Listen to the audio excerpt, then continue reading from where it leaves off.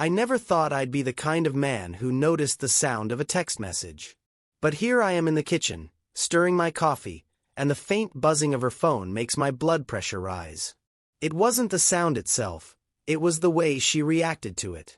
Claire was at the counter, scrolling through her laptop, pretending not to hear it. Her hand hesitated over the keyboard, just long enough to make it obvious she was trying too hard to look casual. Then, she reached for her phone, face turned slightly away from me, and angled the screen so I couldn't see. "Work stuff?" I asked, forcing my voice to sound neutral. She barely glanced at me. "Yeah, just Lauren. She's stressed about the meeting tomorrow." I nodded, but something about the way she said it stuck with me. Claire was usually an open book, quick to ramble about her friends' drama or complain about her coworkers. But now, she offered nothing more and shifted the subject before I could ask. "Do you want me to pick up anything for dinner tonight? I might be a little late." "Late again?" I asked, keeping my tone light. "You've been working a lot this week." Her lips twitched into a smile that didn't quite reach her eyes. "Big deadlines.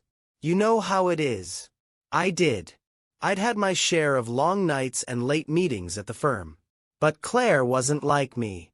She valued her evenings at home, curling up on the couch with a glass of wine and her favorite crime shows. Lately, though, she'd been skipping out on our routines more and more, working late, meeting up with friends, or just coming home distracted. Maybe it was nothing. Maybe I was overthinking it. But when she kissed me on the cheek and left for work, her perfume lingered in the air, sharp and unfamiliar. By the time Claire came home that night, I had convinced myself I was imagining things. I'd even poured myself a second glass of wine to quiet the nagging thoughts in my head. But then she walked through the door. Her hair was freshly brushed, her cheeks flushed pink in a way they hadn't been when she left that morning. She was wearing the same outfit, sure, but her blouse was tucked in differently, a little looser, like she'd adjusted it at some point. "Hey," she said, dropping her keys on the table and giving me a bright smile. "Sorry I'm so late." "No problem," I replied, matching her energy, though my mind was already picking apart the details. Claire opened the fridge and pulled out a bottle of sparkling water. As she unscrewed the cap, I noticed her nails were freshly painted, a soft, neutral pink. "When do you have time to do those?" I asked casually, nodding at her hands. Her head snapped up, and for just a second, her smile faltered. "Oh, during lunch. Lauren and I went to that place near the office. You know the one." I nodded slowly. That's where Lauren came up again, her invisible alibi, always just out of reach. I told myself to let it go, but the seed of doubt had already taken root. The next few days followed the same pattern. Claire left early, came home late, and offered just enough details to sound convincing. She laughed at my jokes, kissed me goodnight, and still reached for my hand in the quiet moments. But something wasn't right. It was small things at first. She guarded her phone a little too closely, holding it against her chest when she walked through the house. She stayed up later than usual, claiming she needed to catch up on emails, but her typing was sparse and inconsistent, the kind of rhythm that didn't sound like work. Then there was the day she left her phone on the counter by accident. I don't know what came over me. I'd never snooped on her before. I trusted her, or at least I had trusted her. But as I stared at the device, my heart thudding in my chest, I felt something shift inside me.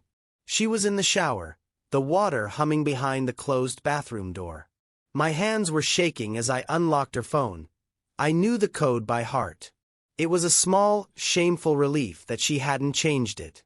I opened her messages first. Nothing suspicious, just the usual banter with her coworkers and a few short exchanges with Lauren. For a second, I felt ridiculous, like some paranoid fool inventing problems in his head. But then I opened her email. The first thing I noticed was the name, Daniel K. The second thing was the subject line, "Can't stop thinking about yesterday." The room tilted slightly, the air knocked out of my lungs. My thumb hovered over the email, every instinct screaming at me not to open it, but I couldn't stop myself. It was short. Too short. Yesterday was incredible. Let me know when you're free again. I'll book the room. Room. The word burned itself into my mind. I felt sick, furious, stupid. How had I missed this? The sound of the shower stopped abruptly, snapping me out of my daze. I locked her phone and placed it exactly where it had been, my hands trembling as I backed away from the counter. I didn't know what to do. Confront her. Ask questions. Wait for more proof. My chest ached with the weight of betrayal, and my mind raced with possibilities.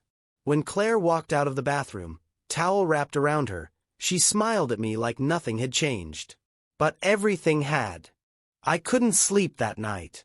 Claire was curled up beside me, her breathing soft and even, completely unaware of the storm tearing through my chest.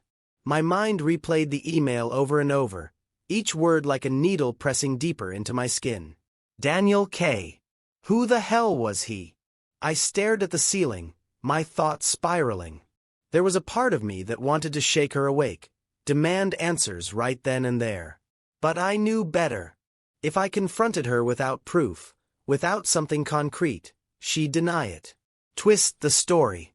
Maybe even make me feel like I was the one losing my mind. So I waited.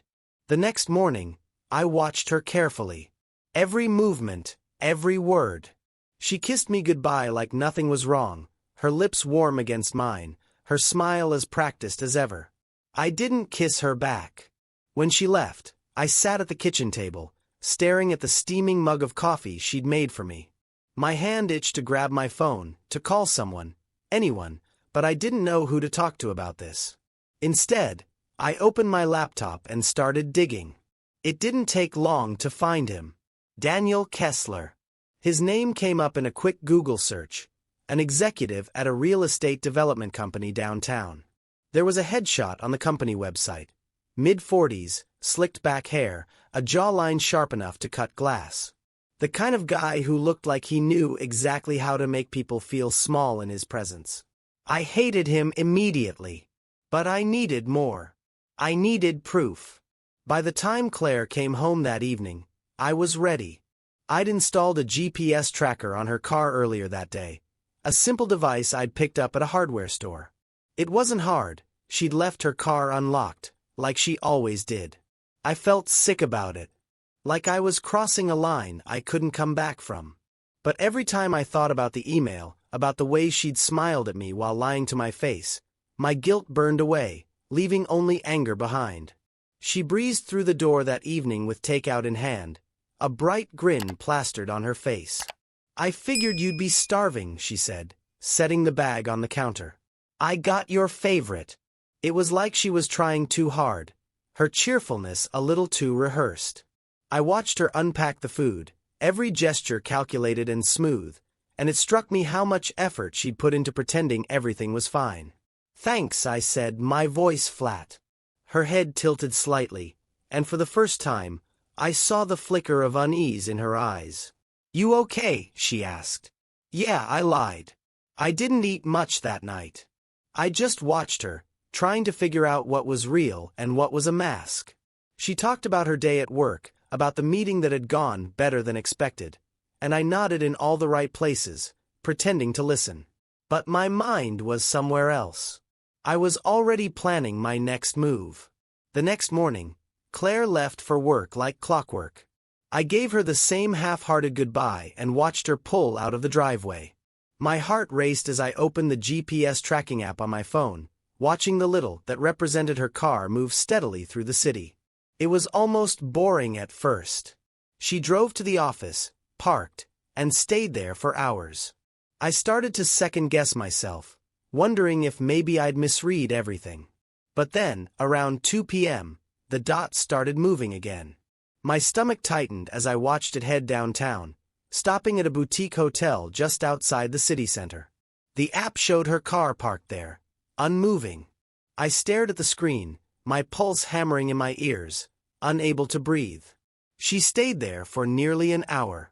When the dot finally moved again, it headed straight back to her office.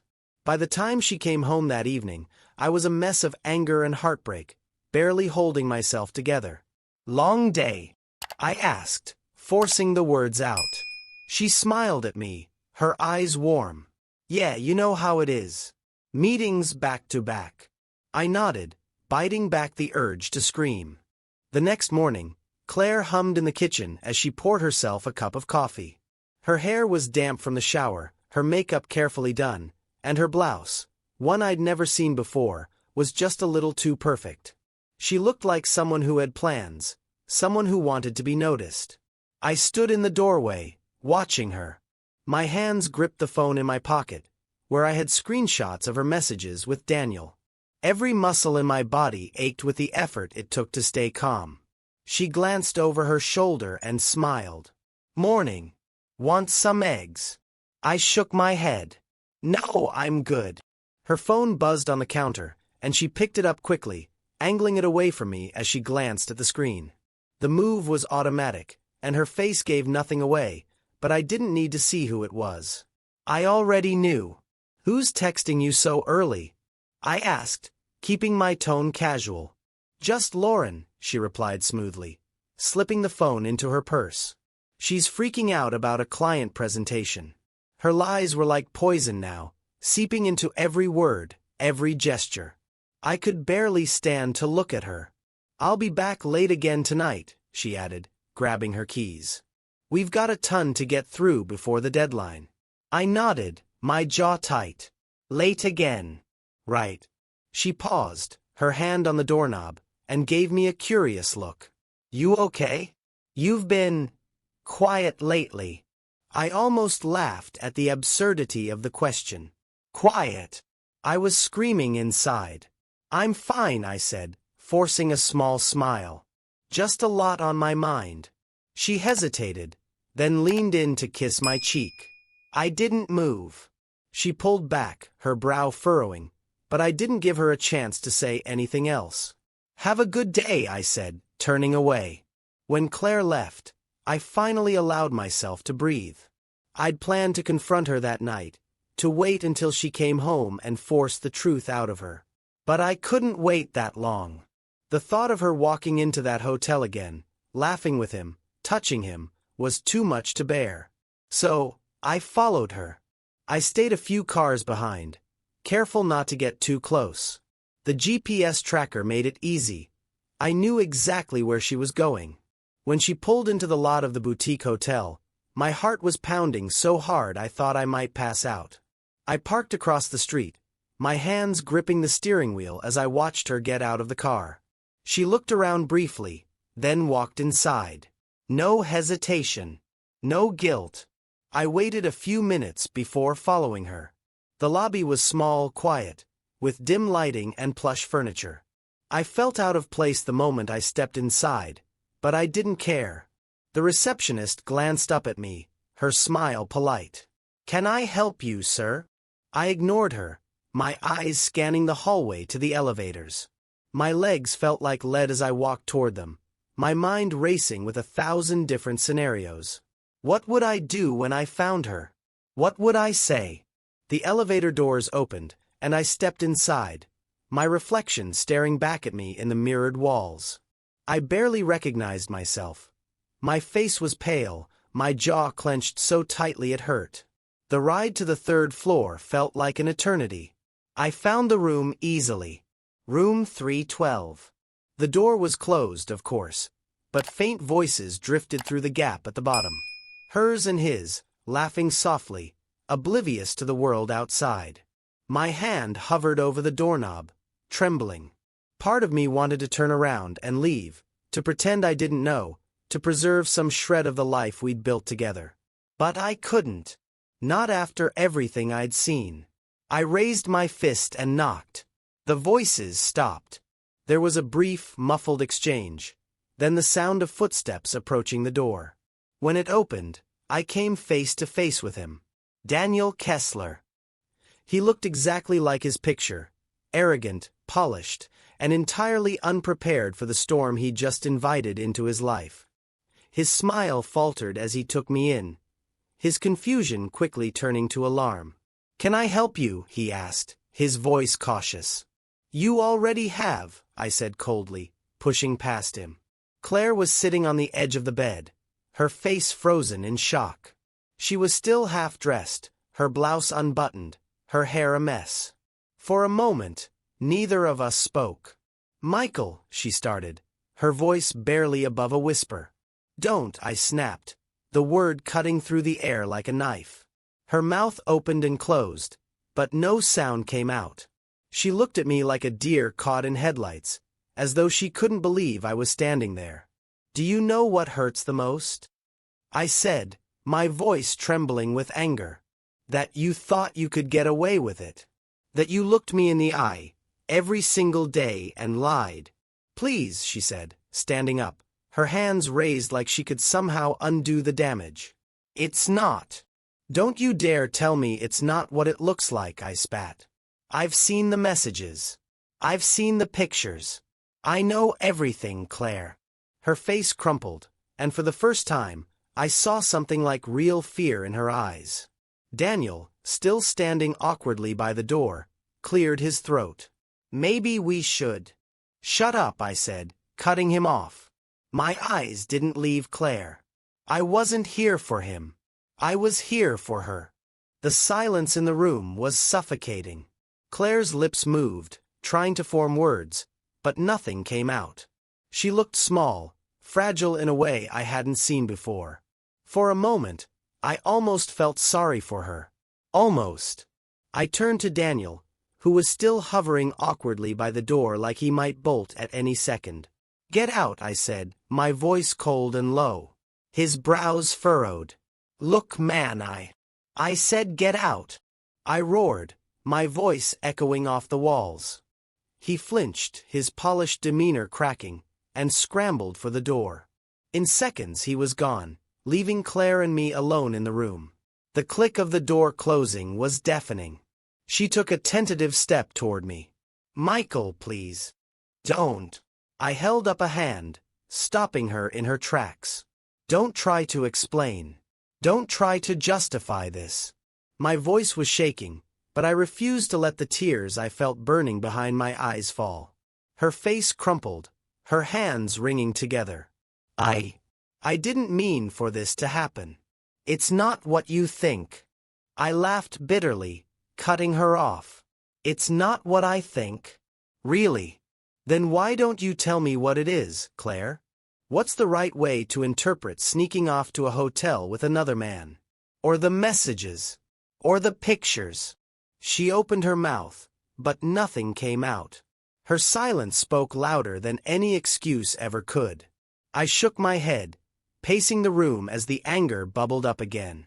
You know, I spent weeks thinking I was crazy. Weeks blaming myself, wondering if I was the problem. If I'd done something wrong. But no, it wasn't me, was it? It was you. You did this. You betrayed me. "Michael," she said, her voice trembling, "I'm so sorry. I didn't want to hurt you." "Didn't want to hurt me?" I snapped, whirling on her. "Do you have any idea what this feels like? To know that the person you trusted most in the world was lying to you? To know that while I was at home, loving you, you were here, doing this?" She covered her face with her hands, her shoulders shaking. "I didn't plan for it to happen," she choked out. It just did." "That's not an excuse." I shouted. My hands were shaking so badly I clenched them into fists to steady them. "You don't just trip and fall into an affair, Claire. You made a choice. Every text, every lie, every time you walked into this hotel, you chose this." Her sobs grew louder, but I didn't care. I'd spent too long swallowing my pain, trying to piece together the puzzle of her betrayal. Now, the pieces were all laid out, and they cut me like shards of glass. Finally, she dropped her hands and looked at me, her face streaked with tears. "It wasn't about you," she whispered. "It was never about you." Her words stunned me. What the hell is that supposed to mean? "I don't know," she cried, her voice cracking. "I don't know why I did it. I felt lost. I felt invisible. Invisible." I repeated, my voice dripping with disbelief. I gave you everything, Claire. I loved you. I was there for you. How the hell could you feel invisible? She shook her head, her words tumbling out in a rush. I don't know. Maybe it was me. Maybe I'm broken or selfish, or I just needed something, and I didn't know how to tell you. I stared at her, trying to reconcile the woman standing in front of me with the woman I thought I knew. So what? You needed something, and instead of talking to me, you ran to him? You threw away everything we built for. What? Excitement? Attention? Her silence was all the answer I needed. I exhaled sharply, the weight of it all crushing me. I can't do this, I said, my voice low. Her eyes widened in panic. Michael, please. Don't say that. We can fix this. I'll do whatever it takes. Counseling, therapy, anything. Just don't give up on us. Us. I laughed bitterly. There hasn't been an us for a long time, Claire. Not since you decided to invite someone else into our marriage. Her face crumpled again, but I didn't care. I couldn't care. I'll pack my things, I said, turning toward the door. No, she cried, grabbing my arm. Please, don't leave. Don't throw everything away. I love you, Michael. I made a mistake, but I love you. I stared at her hand on my arm, then at her tear-streaked face. Love, I said, my voice barely above a whisper. You don't destroy the person you love, Claire. You don't do this to them. Her grip loosened, and I pulled away, stepping out into the hallway. The door closed behind me, the sound final. The drive home was a blur. My mind churned with every word, every lie, every tear that had fallen in that hotel room. The silence of the car felt deafening, broken only by the sound of my shallow breaths and the occasional roar of passing traffic. When I pulled into the driveway, the house loomed before me like a hollow shell. This was where we'd built our life, where we'd hosted dinners, celebrated anniversaries, and whispered dreams into the dark. Now, it felt foreign, like I didn't belong there anymore. I stepped inside and shut the door behind me, leaning against it as the weight of everything pressed down on me. My legs felt like jelly, but I forced myself to move, one step at a time, until I was standing in the middle of the living room. Her scent was everywhere. Her favorite blanket was draped over the couch, her slippers tucked neatly by the door. It was unbearable, a cruel reminder of the life we'd shared, and the betrayal that had shattered it. I collapsed onto the couch and buried my face in my hands. For the first time in weeks, I let myself cry. The next few days passed in a fog. I called in sick to work, unable to muster the energy to face my colleagues or their questions. I avoided my phone, letting Claire's calls and texts pile up unanswered. The first few messages were desperate pleas. Michael, please talk to me. I need to explain. I can't lose you. Please come home. By the second day, her tone shifted. You can't just walk away like this. We need to talk. Ignoring me won't fix anything. At least give me the chance to make things right. By the third, the messages slowed. I stared at each one as they came in, my chest tightening with every word. Part of me wanted to respond, to demand answers, to make her feel the full weight of what she'd done. But the other part, the part that was too raw, too broken, couldn't bear to hear her voice. On the fourth day, I finally did something I'd been avoiding. I called my brother, Nate. Mike, he answered, his voice thick with concern. What's going on? You sound like hell. I swallowed hard, the words catching in my throat. Claire's been cheating on me. The silence on the other end was deafening. Jesus, Nate finally said. Are you sure? I'm sure, I said, my voice cracking. I caught her at a hotel with him. I saw the messages. The pictures. She admitted it. Mike, I'm so sorry, he said softly. God, I don't even know what to say. I don't either, I admitted. I feel like I'm losing my mind. One minute I'm angry, the next I feel like I'm drowning. I can't eat, I can't sleep, I can't think. It's like I don't even know who she is anymore. Look, Nate said, his voice steady. You don't have to figure everything out right now. Take it one step at a time. Have you talked to a lawyer? The thought hadn't even crossed my mind. I was so consumed by the emotional wreckage that I hadn't considered the practical steps. No, I admitted. You should, Nate said. Even if you're not ready to make any decisions yet, it's better to know your options. I nodded, even though he couldn't see me. Yeah, you're right. And Mike, he added, don't do this alone. If you need anything at all, you call me, okay? You're my brother. We'll get through this. His words were a lifeline, grounding me in a moment where everything else felt like it was slipping away. Thanks, Nate, I said quietly. I mean it. That evening, I forced myself to start making a plan. I found a lawyer online and scheduled a consultation for the following week. I went through the house, gathering documents, bank statements, mortgage papers, anything that felt important. It felt cold, clinical, but it was better than sitting in the dark, drowning in my own thoughts. Claire's texts had stopped by then. I wasn't sure if that made it better or worse. On the 5th day, there was a knock at the door. I froze, my stomach lurching as I imagined Claire standing on the other side. But when I opened it, I found Nate instead, holding a 6-pack of beer and a bag of takeout. Figured you could use some company, he said with a small smile. I let out a shaky breath and stepped aside, letting him in. For the first time in days, I felt like I could breathe. Nate's visit was exactly what I needed, though I didn't realize it at first. We sat in the living room, beers in hand, the bag of takeout untouched on the coffee table between us. For a while, he didn't push me to talk. Instead, he flipped through the channels, settling on an old action movie we used to watch as kids. The explosions and ridiculous one-liners filled the silence, and for the first time in days, the ache in my chest dulled just a little. But after a while, Nate turned to me, his voice quiet. You don't have to tell me everything, but how are you holding up? I let out a bitter laugh, rubbing a hand over my face. I'm not. I feel like I'm coming apart at the seams. One minute I'm furious, and the next, I feel like I failed somehow. Like maybe if I'd been different, this wouldn't have happened. Nate shook his head firmly. No. Don't go there, Mike. This isn't on you.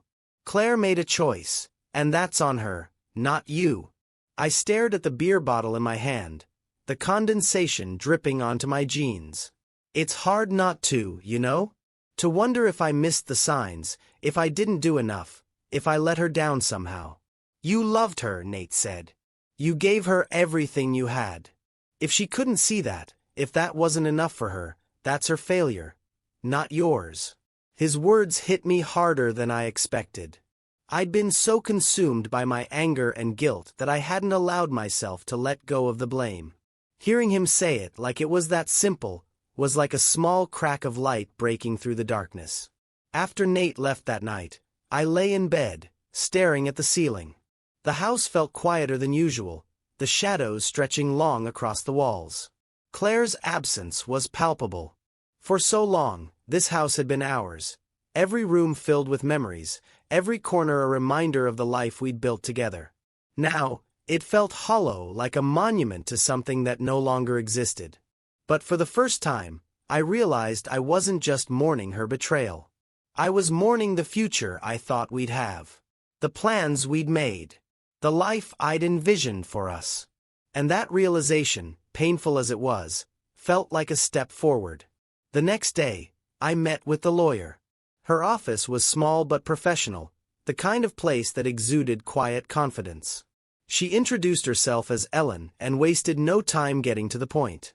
First things first, she said, adjusting her glasses. What do you want out of this? The question caught me off guard. What did I want? I hadn't thought that far ahead. I don't know, I admitted. I just know I can't go back to the way things were. Ellen nodded, her expression kind but businesslike. That's a good starting point. We can work out the details as we go. For now, let's talk about your assets, any joint accounts, and whether there's a prenup in place. We went through everything. Our savings, the mortgage, the cars. It felt clinical, like dissecting a life I no longer recognized. But Ellen was efficient and thorough, and by the end of the meeting, I felt a small sense of relief. I had a plan. A way forward. That evening, I finally answered one of Claire's texts. "We need to talk," I typed, my fingers shaking. Her reply came almost immediately. "I'll come over tonight. Please. Michael. Let me explain." I hesitated before responding. "Tomorrow. 7 p.m. I'll be home." It wasn't forgiveness, and it wasn't reconciliation. It was closure, or at least, the start of it. The next day, I cleaned the house. Not for her, but for me. I needed to clear away the clutter, to feel like I had control over something, anything. When 7 p.m. rolled around, I was sitting in the living room, a cup of coffee in hand, waiting. Claire arrived right on time. She looked different, nervous, unsure of herself. Her makeup was minimal, her hair pulled back, and she wasn't wearing the carefully curated outfits she'd worn during her affair. "Hi," she said softly, stepping inside. "Sit," I said, gesturing to the chair across from me. She hesitated, then sat down, her hands folded tightly in her lap. "Why did you do it?" I asked, skipping the pleasantries. My voice was calm, but there was no mistaking the steel beneath it. She flinched at the directness of my question. "I don't know," she whispered. "I wish I had a better answer, but I don't." "That's not good enough," I said, my tone sharper now. "You don't just throw away a marriage for no reason. There had to be something, Claire. Something you wanted. Something you weren't getting from me." Tears welled in her eyes, but I didn't look away. "I felt lost," she admitted finally. "I know that sounds selfish, but it's the truth. I felt like we were just going through the motions. Like we'd stopped really seeing each other." I stared at her, the weight of her words settling over me. "So instead of talking to me, you went to him?" "I didn't mean for it to happen," she said, her voice trembling. "It started out as nothing, just a few conversations. But then it turned into something more. And I didn't know how to stop it." I shook my head, my jaw tight. "You had a choice, Claire. Every step of the way, you had a choice. And you chose to betray me." She broke down then, sobbing into her hands. But I didn't reach out to comfort her. Not this time. "I'm sorry," she choked out. "I know that doesn't fix anything, but I am. I'm so sorry, Michael." I looked at her, my chest aching with a mixture of anger, sadness, and something I couldn't quite name. "Sorry isn't enough," I said quietly. The conversation at the coffee shop wasn't long. Just a simple exchange of pleasantries and a few laughs about how clumsy we both were. Her name was Emma. She worked at a local nonprofit, helping organize after-school programs for underprivileged kids. She had a warm, genuine energy that made her easy to talk to. We didn't exchange numbers or make any promises to meet again, but for the first time in months, I left somewhere feeling lighter. In the weeks that followed, I found myself slowly piecing my life back together. It wasn't dramatic or sudden, but small, deliberate steps. I started hitting the gym again, something I'd let slide during the chaos of the last few years. I spent more time with Nate, catching up over beers and reminiscing about old times. I even picked up an old hobby, woodworking. There was something grounding about it, the feel of sandpaper under my fingers, the smell of sawdust filling the air. I wasn't building anything big, just small things, a shelf for my apartment, a simple coffee table, but it gave me a sense of purpose. Claire and I finalized the divorce quietly. She didn't fight me on anything, which surprised me. Maybe she knew there was nothing left to fight for. The day I signed the final papers, I didn't feel the crushing sadness I'd expected. Just relief. I ran into Emma again a month later, completely by chance. It was at the local farmer's market, where I'd gone to pick up some fresh produce. She was there with a friend, laughing as they argued over which apples were better. When she spotted me, her face lit up. "Hey, coffee guy!"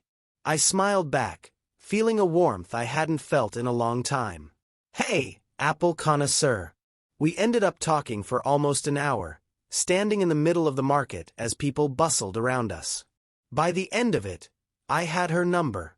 Our first date was simple: dinner at a little Italian place on the edge of town. We talked for hours, about everything and nothing, and for the first time, I let my guard down. I told her about the divorce, about the betrayal, about how I was still trying to figure out who I was without Claire. She didn't flinch or offer platitudes. She just listened. "I get it," she said softly. "Sometimes life throws you curveballs you never saw coming. But those curveballs don't define you. How you handle them does."